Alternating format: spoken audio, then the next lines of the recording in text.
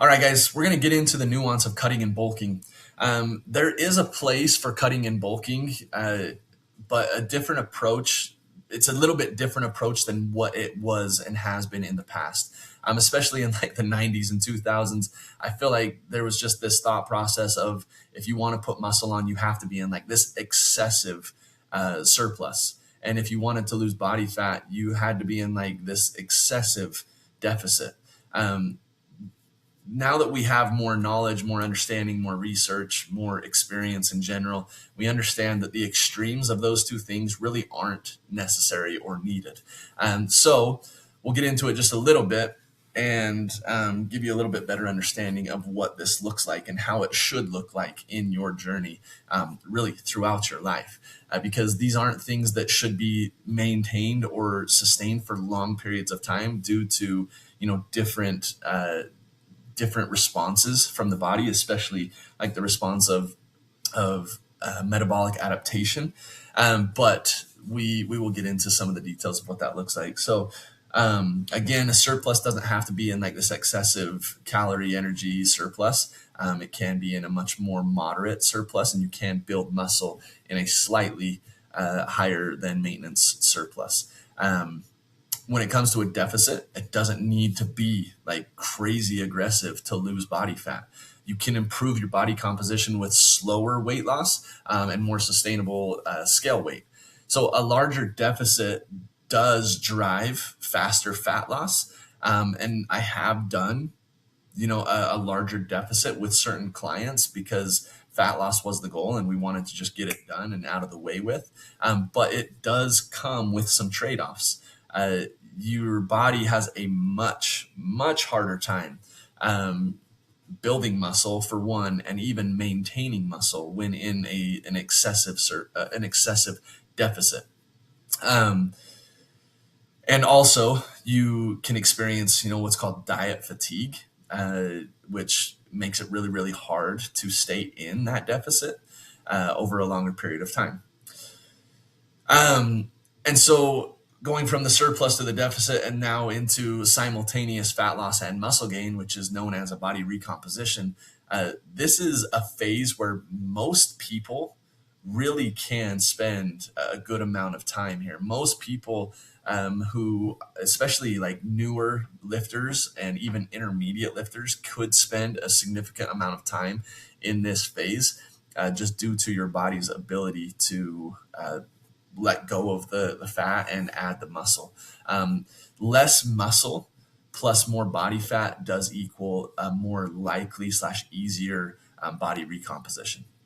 So this can even be done with intermediate lifters, like I said, and even advanced lifters, especially if all of the inputs are dialed in, which for the vast majority of people who are just normal, average, everyday people who aren't, gym rats or bodybuilders or people who are devoting their life to fitness for whatever reason, whether that's their profession or something like that. Most people do have an opportunity to kind of dial in some of the inputs that could, even as an advanced lifter, could allow you to lose body fat and build muscle simultaneously. Some of these inputs would include things like energy balance, so where you're at with your consistency in your energy balance and the overall amount of energy that you're consuming on a daily basis or calories that you're consuming on a daily basis.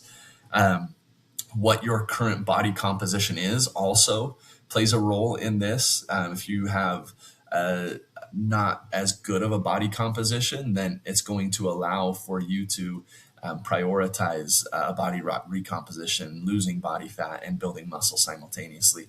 And then just whatever the goal is overall, like if you are trying to prioritize more fat loss, then you can still be in what would be considered a maintenance or a body recomposition with calories being just under maintenance. Or if you are trying to prioritize muscle gain, then you could be in a build phase that is just slightly over maintenance. But again, a lot of these inputs would need to kind of be dialed in order for you to be able to optimize your body's ability to do either one of those things.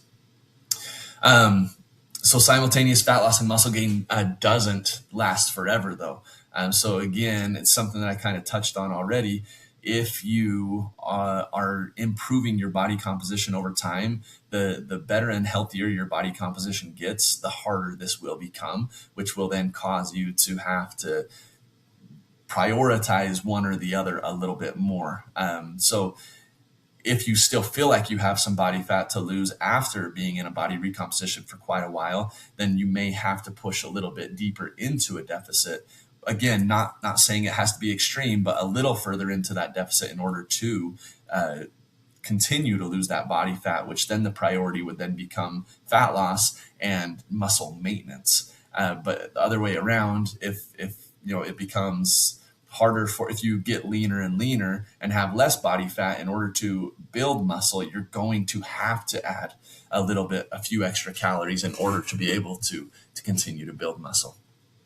And if you stay in a body recomposition too long, you get stuck in artificially low maintenance calories. So again, there is a need to phase this over time.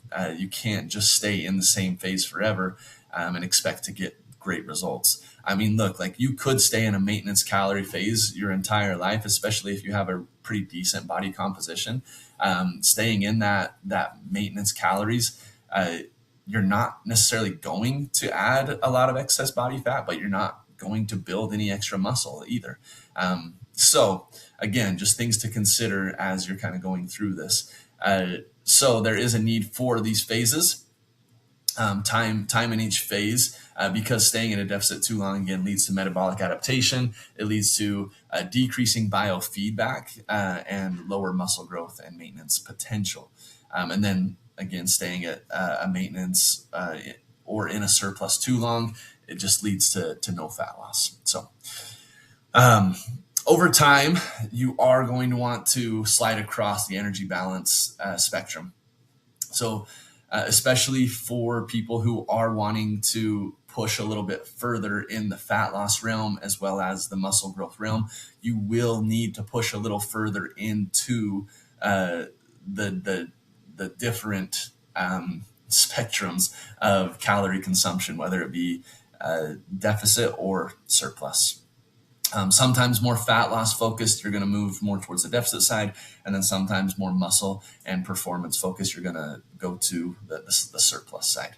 So it all boils down, guys, to what is your goal? What are you wanting to accomplish? And I want to encourage you guys not to just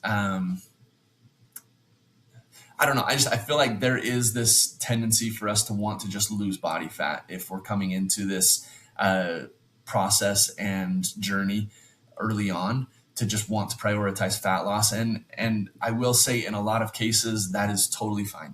That is totally fine. But I would ask you to be patient with it. Don't rush it. And understand that there will be consequences of, being in too extreme of a deficit especially for an extended period of time. So what is the goal?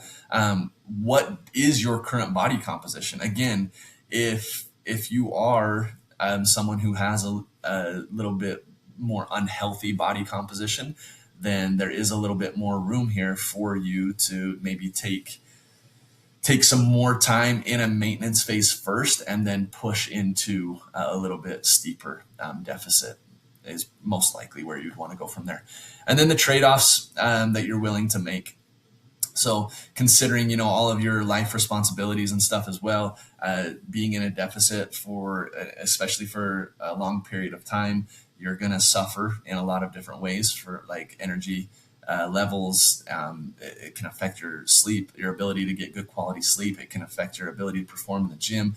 It can affect your ability to perform in your relationship. Your libido can be affected. So just a lot of things to take into consideration here, guys. And to be honest, if those things do start to play too big of a role and start to have too big of an effect on your life, then you're definitely going to want to get out of whatever, like of the deficit phase and start working your way back up to that maintenance phase. So guys, if you have any questions around the nuance of bulking, or I like to call it building. I really wish I would have been saying building the whole time versus bulking, because that's what I tend to call it.